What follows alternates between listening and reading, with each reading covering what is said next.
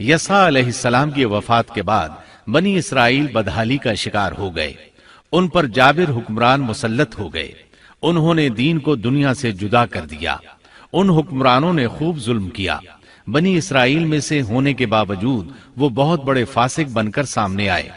وہ لوگوں کو اپنا غلام بنا کر رکھتے۔ دوسری طرف بنی اسرائیل کئی معرکوں میں شکست سے دوچار ہوئے۔ بنو عمالقہ کے ساتھ ایک معرکے میں تو انہیں نہایت بری طرح شکست ہوئی، اور بنو عمالقہ نے بنی اسرائیل سے وہ تابوت چھین لیا جو کہ لکڑی کا تھا، اور وہ اس سے برکت حاصل کیا کرتے تھے۔ اپنے معرکوں اور لڑائیوں میں وہ اس کو ساتھ لے جایا کرتے تھے۔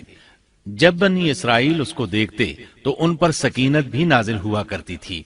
اس تابوت میں آل موسیٰ اور آل ہارون کے باقی ماندہ آثار تھے۔ کہا جاتا ہے کہ اسی میں موسیٰ علیہ السلام کے صحیفے اور تورات کی تختیاں تھیں۔ موسیٰ علیہ السلام کا عصا بھی تھا۔ آپ کے کپڑے بھی محفوظ تھے۔ اسی طرح ہارون علیہ السلام کی کچھ نشانیاں بھی تھیں۔ بلکہ ایک روایت میں تو یہ بھی ہے کہ اس میں آسمان سے نازل ہونے والا من و سلوہ کا مرتبان بھی تھا جو وہ وادی تیہ میں کھاتے رہے تھے۔ بہرحال یہ صندوق اس معرکے میں ان کے ہاتھوں سے نکل گیا۔ اس پر بنو عمالقہ نے قبضہ کر لیا۔ اس طرح بنی اسرائیل کا افتراق اور انتشار بڑھتا چلا گیا، یہاں تک کہ بادشاہوں پر بھی اس کے اثرات پڑے اور یہ صندوق انہیں بھی نہ مل سکا۔ یہاں تک کہ اللہ کے ایک معزز پیغمبر شمویل علیہ السلام ظہور پذیر ہوئے۔ انہیں شمعون بھی کہا جاتا ہے۔ عربی زبان میں اس کے مترادف لفظ اسماعیل بنتا ہے، اور ان کا نام شمویل اس وقت عربی زبانوں کی کتابوں میں عام ہو چکا ہے۔ شمویل علیہ السلام نے دعوت توحید شروع کی، انہیں حق کی طرف بلانے لگے۔ چونکہ بنی اسرائیل اپنے انتشار اور تفرقے کو ایک عظیم مصیبت سمجھ رہے تھے، وہ ان کی دعوت کو قبول کرنے لگے۔ پھر انہیں یہ احساس ہوا کہ ایک بادشاہ کا ہونا بھی نہایت ضروری ہے تاکہ وہ ان کے دنیاوی معاملات اور سیاسی امور کی باغ ڈور سنبھالے۔ چنانچہ اکٹھے ہو کر شمویل علیہ السلام کے پاس آئے، کہنے لگے، ہم میں سے ایک شخص کو منتخب کر دیجئے جو ہم پر حکومت کرے، اور ظالموں سے بدلہ لینے کے لیے جب لڑائی ہو تو وہ ہماری قیادت کرے۔ قرآن کریم میں اس قصے کو بہت وضاحت سے بیان کیا گیا ہے۔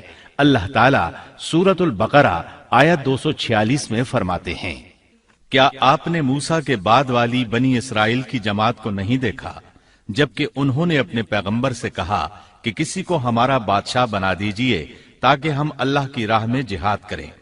پیغمبر نے کہا، ممکن ہے کہ جہاد فرض ہو جانے کے بعد تم جہاد نہ کرو۔ انہوں نے کہا، بھلا ہم اللہ کی راہ میں جہاد کیوں نہ کریں گے؟ ہم تو اپنے گھروں سے نکالے گئے ہیں اور بچوں سے دور کر دیے گئے ہیں۔ پھر جب ان پر جہاد فرض ہوا تو سوائے تھوڑے سے لوگوں کے سب پھر گئے، اور اللہ ظالموں کو خوب جانتا ہے۔ اللہ تعالیٰ فرما رہے ہیں کہ یہ واقعہ موسیٰ علیہ السلام کے بعد پیش آیا، اور علماء اس پر متفق ہیں کہ یہ شمویل علیہ السلام کا واقعہ ہے۔ بنی اسرائیل کہنے لگے، اے شمویل، ہمارے لیے ایک حاکم مقرر کر دیجئے تاکہ ہم اس کی سربراہی میں علم جہاد بلند کریں اور بنو عمالقہ کو شکست دے کر ان سے انتقام لیں۔ شمویل علیہ السلام اور یوشع علیہ السلام کے درمیان 460 سال کا فاصلہ ہے۔ بنی اسرائیل کو جہاد کیے ایک طویل عرصہ گزر چکا تھا جبکہ وہ فتح یاب ہوئے تھے۔ اس وقت تو وہ بری طرح شکست خوردہ تھے۔ شمویل علیہ السلام کہنے لگے، مجھے تو محسوس ہوتا ہے کہ تم صرف زبان کی حد تک یہ کہہ رہے ہو، جہاد فرض ہونے پر تم پیچھے ہٹ جاؤ گے۔ انہوں نے کہا، یہ کیسے ممکن ہے جبکہ بنو عمالقہ نے ہمیں بہت تکالیف پہنچائی ہیں، ہمیں القدس سے نکال دیا۔ بخت نصر بادشاہ نے ہماری بہت بڑی تعداد کو قتل کیا ہے، لہٰذا ہم تو ان سے ضرور لڑیں گے۔ پھر اللہ تعالیٰ نے شمویل علیہ السلام پر وحی نازل کی کہ جہاد فرض ہو چکا ہے۔ جب بنی اسرائیل نے یہ خبر سنی تو سوائے چند ایک کے سب نے جہاد سے منہ موڑ لیا، اور یہ وہی لوگ تھے جو کچھ دیر پہلے پختہ عہد و پیمان کر رہے تھے کہ ہم جہاد کریں گے۔ شمویل علیہ السلام کے ساتھ رہنے والوں کی تعداد 8000 تھی، جبکہ پیچھے ہٹنے والے لاکھوں کی تعداد میں تھے، اس لیے کہ جب بنی اسرائیل مصر سے آئے تھے تو ان کی تعداد 6 لاکھ تھی، اور اس وقت تک تعداد بہت بڑھ چکی تھی۔ اب جو لوگ جہاد کے لیے تیار ہوئے انہوں نے پوچھا کہ ہماری قیادت کون کرے گا۔ شمویل علیہ السلام نے انہی میں سے ایک شخص طالوت کو منتخب کیا۔ طالوت بن قیش یعقوب علیہ السلام کے بیٹے بنیامین کی نسل سے تھا۔ طالوت سے پہلے بنی اسرائیل کے جتنے بادشاہ تھے تمام کے تمام یہودا بن یعقوب کی نسل سے تھے۔ بنی اسرائیل کو بہت تعجب ہوا، انہیں امید تھی کہ ان کا بادشاہ یہودا کی نسل سے ہوگا، لیکن ہو گیا بنیامین کی نسل سے۔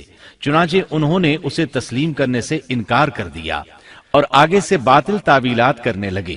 اللہ تعالیٰ سورۃ البقرہ آیت 247 میں فرماتے ہیں، اور ان سے ان کے نبی نے فرمایا کہ اللہ تعالیٰ نے طالوت کو تمہارا بادشاہ بنا دیا ہے، تو وہ کہنے لگے کہ بھلا اس کی ہم پر حکومت کیسے ہو سکتی ہے؟ اس سے تو کہیں زیادہ بادشاہت کے حقدار ہم ہیں، اس کو تو مال میں فراخی بھی نہیں عطا کی گئی ہے۔ نبی نے فرمایا، سنو، اللہ تعالیٰ نے اسی کو تم پر برگزیدہ کیا ہے، اسے علمی اور جسمانی برتری بھی عطا فرمائی ہے۔ بات یہ ہے کہ اللہ جسے چاہے اپنا ملک دے، اللہ تعالیٰ کشادگی والا، علم والا ہے۔ طالوت ایک غریب آدمی تھا، مالی حیثیت بھی اچھی نہیں تھی، چمڑوں کو رنگ کر پیٹ پالتا تھا، لیکن اس وقت علم و حکمت میں اس کا کوئی ثانی نہیں تھا، اور جسمانی ڈیل ڈول بھی اس قدر تھا کہ جو ایک بار دیکھتا ہی رہ جاتا۔ اللہ نے اسے بہت اچھا جسم اور اعضاء عطا فرمائے تھے، رنگ بھی سفید تھا، لیکن چونکہ وہ یہودا کی نسل سے نہیں تھا، اس لیے وہ کہنے لگے اس کی نسبت تو ہم زیادہ حقدار ہیں کہ بادشاہ بنے۔ ان کی بات کا جواب شمویل علیہ السلام نے یہ دیا کہ یہ انتخاب میرا نہیں، اللہ تعالیٰ کا ہے، اور بادشاہت کے لیے عقل اور جسمانی طاقت کی ضرورت ہوتی ہے۔ بادشاہت یوں بھی اللہ کے اختیار میں ہے، جسے چاہے عطا کر دے۔ یہ سن کر ان میں سے اکثر نے لڑنے سے انکار کر دیا، اللہ کے نبی کی اطاعت بھی چھوڑ گئے۔ اس نازک موقع پر شمویل علیہ السلام نے ان سے کہا، اگر میں تمہارے پاس کوئی ایسا نشان اور معجزہ لے آؤں جو ثابت کر دے کہ یہ اللہ کا انتخاب ہے، تو کیا تم میری باتوں پر یقین کر لو گے؟ وہ کہنے لگے، جی ہاں۔ چنانچہ اللہ نے انہیں ایک معجزہ عطا فرمایا۔ اس کا ذکر سورۃ البقرہ آیت 248 میں آیا ہے۔ ان کے نبی نے ان سے پھر کہا کہ اس کی بادشاہت کی ظاہری نشانی یہ ہے کہ تمہارے پاس وہ صندوق آ جائے گا جس میں تمہارے رب کی طرف سے دل جمعی ہے، اور آل موسیٰ اور آل ہارون کا بقیہ ترکہ ہے، فرشتے اسے اٹھا کر لائیں گے۔ یقیناً یہ تو تمہارے لیے کھلی دلیل ہے اگر تم ایماندار ہو۔ اس آیت میں اللہ تعالیٰ نے شمویل علیہ السلام کی نبوت اور طالوت کی بادشاہی ثابت کرنے کے لیے نازل ہونے والے معجزے اور علامات کا ذکر کیا ہے، یعنی وہ تابوت جسے بنو عمالقہ نے چھین لیا تھا وہ واپس آ جائے گا اور فرشتے اسے اٹھا کر لائیں گے۔ چنانچہ لوگوں کے دیکھتے ہی دیکھتے اللہ کے فرشتوں نے اس تابوت کو لا کر طالوت کے سامنے پیش کر دیا۔ یہ معجزہ دیکھ کر وہ مطیع ہو گئے۔ اب طالوت ان لشکروں کو لے کر دشمن کی طرف بڑھے۔ اللہ تعالیٰ سورۃ البقرہ آیت 249 میں فرماتے ہیں، جب طالوت لشکروں کو لے کر نکلے تو کہا، سنو، اللہ تمہیں ایک نہر سے آزمانے والا ہے، جس نے اس میں سے پانی پی لیا وہ میرا نہیں، اور جو اسے نہ چکھے گا وہ میرا ہے۔ ہاں، یہ اور بات ہے کہ اپنے ہاتھ سے ایک چلو بھر لے، لیکن سوائے چند کے باقی سب نے پانی پی لیا۔ جب طالوت نے سفر شروع کیا تو راستے میں ایک نہر آ گئی، ادھر لشکر پیاسا تھا۔ اللہ تعالیٰ نے اس کے ذریعے مخلص لوگوں کو الگ کرنے کے لیے ایک امتحان لیا۔ یہ نہر اردن تھی، فلسطین اور اردن کے درمیان رواں دواں تھی بھی وہ دونوں کے قبضے میں۔ آزمائش اور امتحان کے لیے حکم یہ ہوا کہ باوجود سخت پیاس کے پانی کو استعمال نہ کرنا، صرف ایک چلو بھر کر پینے کی اجازت تھی، اور جو شخص سیر ہو کر پیے گا وہ آپ کے ساتھ نہیں جا سکے گا۔ جب وہ گزرنے لگے تو چند ایک نے ایک چلو پانی لیا، باقی سب نے زیادہ پانی پی لیا اور اس آزمائش میں ناکام ہو گئے۔ کامیاب ہونے والوں کی تعداد صرف اور صرف 313 تھی۔ صحیح بخاری میں سیدنا برا بن عازب رضی اللہ عنہ سے روایت ہے کہ ہم اصحاب محمد صلی اللہ علیہ وسلم آپس میں یہ باتیں کیا کرتے تھے کہ غزوہ بدر میں شریک ہونے والوں کی تعداد طالوت کے ساتھیوں کے برابر تھی۔ اللہ تعالیٰ سورۃ البقرہ आयत 249 में फरमाते हैं, तालूत मोमिनों के साथ जब नहर से गुजर गए तो वो लोग कहने लगे, आज तो हम में ताकत नहीं कि जालूत और उसके लश्करों से लड़े।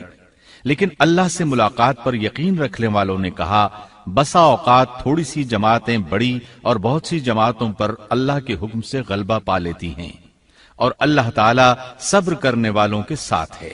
जालूत का लश्कर बहुत बड़ा था, जबकि तालूत के साथ सिर्फ 313 आदमी थे। ये सूरत हाल देखकर बनी इसराइल घबरा गए, बोले हम तो तादाद में बहुत थोड़े और निहायत कमजोर हैं, किस तरह इनसे जिहाद कर सकते हैं। लेकिन उनमें से कुछ लोग निहायत पारसा और अल्लाह पर यकीन रखने वाले थे। ये और शमवील अलैहिस्सलाम दूसरों का हौसला बढ़ाने लगे। आखिर वो लड़ाई पर तैयार हो गए, मुकाबला हुआ। और जब उनका जालूत से और उसके लश्कर से मुकाबला हुआ तो उन्होंने दुआ मांगी कि ऐ परवरदिगार, हमें सब्र दे, साबित कदमी दे और कुफ्फार के मुकाबले में हमारी मदद फरमा। मुकाबला शुरू हुआ। जालूत अपने लश्कर से निकला और मुकाबले के लिए ललकारा। ये बहुत ताकतवर था, उसका पूरा बदन असलहे से लैस था। मुसलमान उसे देखकर डर गए। तालूत ने अपने साथियों से कहा, कौन इसके मुकाबले में निकलेगा? सब खामोश रहे। उसके लश्कर से एक नौजवान निकला। ये दाऊद अलैहिस्सलाम थे। उस वक्त ये सिर्फ 16 साल के थे। ये रस्सी में पत्थर बांधकर उसको घुमाकर फेंकने के माहिर थे। निशाना जबरदस्त था, पत्थर बहुत तेजी से जाता था, इसकी जरब बहुत शदीद होती थी। जालूत ने इन्हें देखकर मजाक उड़ाया। उसने कहा, नौजवान तुम अभी बच्चे हो, वापस जाओ, मेरे मुकाबले में किसी बड़े को भेजो। दाऊद अलैहिस्सलाम ने अपनी रस्सी को घुमाया, उसमें बंधे हुए 3 पत्थर खास अंदाज से फेंक दिए। तीनों गोली की रफ्तार से आए और उसके माथे पर लगे। जालूत का सर पाश पाश हो गया और वो मर गया। उसके मरते ही जालूत के लश्कर में खौफ हरास फैल गया। तालूत ने अपने 313 मुजाहिदों के साथ उन पर हमला कर दिया। उनमें खलबली मच गई, संभल न सके, पीठ फेर कर भागे।